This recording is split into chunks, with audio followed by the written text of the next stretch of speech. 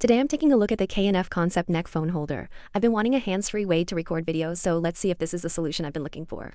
As you can probably tell, I'm already struggling a bit trying to open the box while holding my camera with one hand. That's actually one of the main reasons I ordered this product. Recording while trying to use both hands isn't always easy, especially when you're filming reviews, unboxings, or tutorials. Inside the box, you get everything you need to get started, and the packaging is simple and straightforward.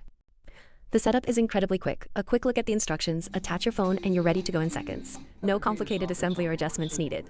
Once it's on, I can instantly see what I'm recording from my own point of view. This makes filming demonstrations, product reviews, and hands-on content much easier.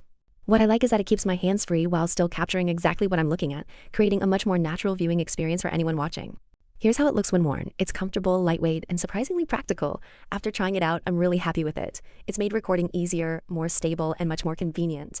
If you regularly create content, tutorials, or unboxing videos, this is a handy accessory to have.